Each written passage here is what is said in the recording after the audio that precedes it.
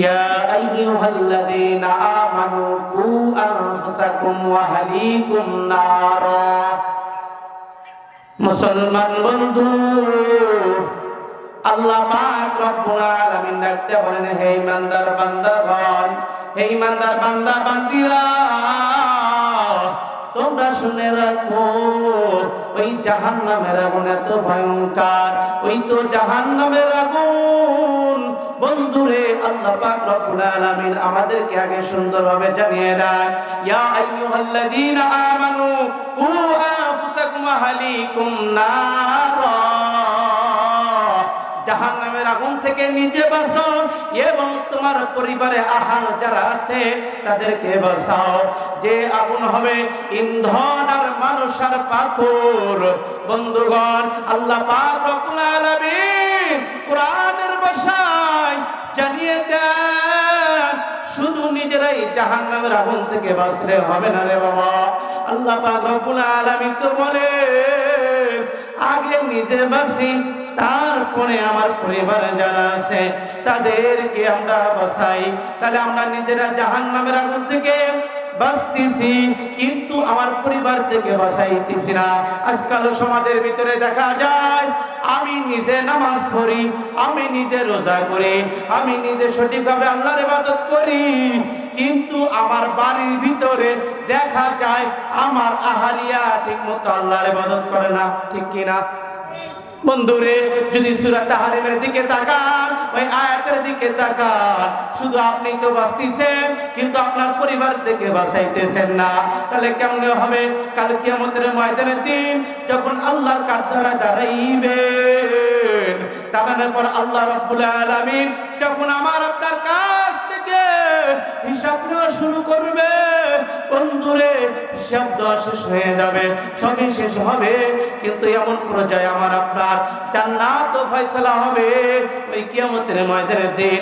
আমার ছেলে, আমার মেয়ে, আমার পরিবার আত্মীয়রা আমার বিরুদ্ধে আল্লাহ তাআলার কাছে নালিশ করবে, ও রব্বুল আলামিন, আপনি কেমনে আমার মা আমার বাবাকে আপনি জান্নাতে দেন, আপনি কেমন ভাবে আমার বাবাকে জান্নাতে দেন, ও মালিক।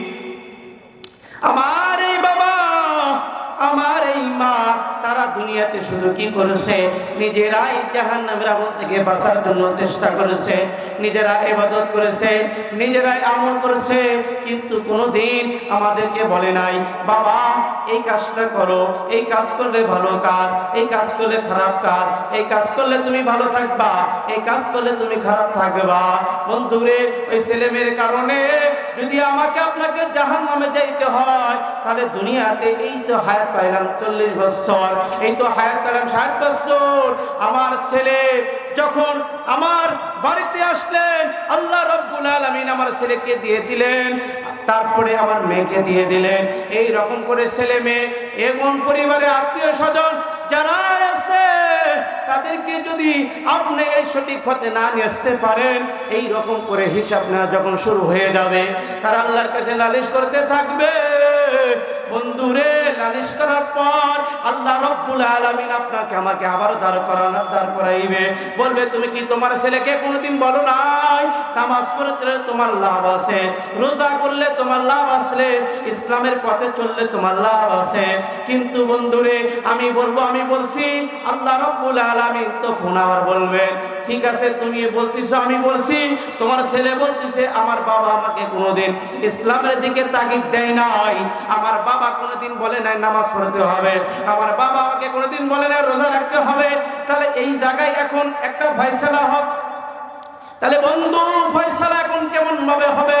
দেখেন, আমরা এই দুনিয়াতে এই বাংলার জমিনে একটা বড় একটা টাচ ফোন কিনেছি, কত অ্যান্ড্রয়েড ফোন কিনেছি, এই ফোনের ভিতরে সবকিছুই দেখা যায়। আল্লাহ রাব্বুল আলামিন আমার আপনার সঙ্গে ফেরেশতা নিয়োগ করে রেখেছেন, এই ফেরেশতাদেরকে ডাক দেওয়া হবে, ও ফেরেশতারা বলো দেখি, বলো আমার এই বান্দা দুনিয়াতে তাকে ধারাবাহিক হিসাবে চালাইছি, ধারাবাহিক হিসাবে দুনিয়াতে পাঠাইছি, তার ছেলে পুত্র ছিল, এই তো ছেলে পুত্রকে দেখো তো কোনোদিন কোনোদিন নামাজের কথা বলছে কিনা, দেখো তো ছেলেকে কোনোদিন ইসলামের কথা বলছে কিনা। বন্ধুদের ওই সময় যখন এই তো সামান্য অল্প একটু দেখা যায়, আর যখন ভিডিও আমার আপনার সামনে এই রকম করে দেখানো হবে, হয়তো আমি মিথ্যা বলতেছি বাঁচার জন্য। বন্ধুরে যখন দেখানো হবে, দেখানোর পর সঠিকটা তো তখন বাইরে হবে কিনা? বাইরে হবে না? তো শরীরটা বাইরে হবে না? অবশ্যই বাইরে হবে।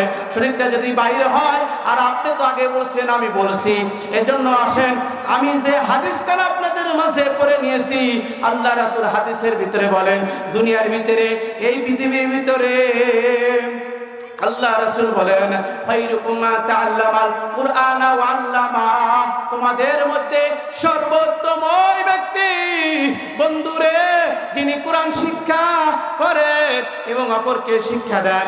এই যে আল কোরআন, কোরআন শিক্ষা করেছে একজন হাফেজ সাহেব, একজন হুজুর, এই কোরআনটা শিক্ষা করেছে, এর মতো উত্তম আর কেউ নাই, তিনি আবার শিক্ষা দিচ্ছে। তাহলে তো এই জায়গায় শিক্ষণীয় কিছু কথা আছে রে বন্ধু। আমার ছেলেকে যদি আমি ছোটবেলা থেকে কোরআন শিক্ষা দিতে পারতাম, তাহলে হয়তো আমার ছেলে আল্লাহর কাছে লালিশ করতে পারতো। কথা বলেন, পারতো না। আর যদি আমার ছেলেকে আমি এই কোরআন শিক্ষা না দিতে পারি, এই ইসলামের জ্ঞান যদি না দিতে পারি, কোরআন শিক্ষা যদি না দিতে পারি, ইসলামের তাকিদ যদি না দিতে পারি, তাহলে তো আমার ছেলে আমার বিরুদ্ধেই আল্লাহর দরবারে কথা বলবে, আল্লাহর কাছে আমার ছেলে তো নালিশ করবে। বন্ধুরে নালিশ করার আগে আমি জানাইয়া দেই, যদি কোরআন শিখাতে চান, যদি ছেলেকে মানুষের মতো মানুষ করতে চান, যদি আপনি বলতে চান যে আমার ছেলের জন্য আমি জাহান্নামে যাব না, আমার মেয়ের জন্য আমি জাহান্নামে যাব না, তাহলে আসেন বন্ধু জাহান্নামের আগুন থেকে নিজে বাঁচবো, কিন্তু আমার ছেলে মেয়েদেরকে আহালকেও বাঁচাবো, তাদেরকে ইসলামের দিকে তাগিদ দেব। তাহলে যদি কোরআন শিখতে যাই, তাহলে তো কোরআন শেখার জায়গা একটা আল্লাহ রাসূল আমাদেরকে নির্ধারিত করে দিয়েছেন, সেটা হচ্ছে আপনাদের গাঞ্জর হাফিজিয়া মাদ্রাসা। দেখেন কত সুন্দর কোরআন শিক্ষা দেওয়া হয়। হয়তো অনেকের আশেপাশে বাড়ি আছে বন্ধুরে, যখন ওই ছোট ছোট বাচ্চারা কোরআন পড়ে, কিছু কিছু মানুষ বলে এই মাদ্রাসাগুলো এমনি এমনি, কিছু কিছু মানুষ বলে এই মাদ্রাসায় পোলাপান দিয়ে কি হবে, ভিক্ষা করা হবে। এই ছেলে কি করবে? ভিক্ষা করবে। এই ছেলে আবার কি করবে? যখন বড় হয়ে যাবে, মানুষের ধারে যাবে,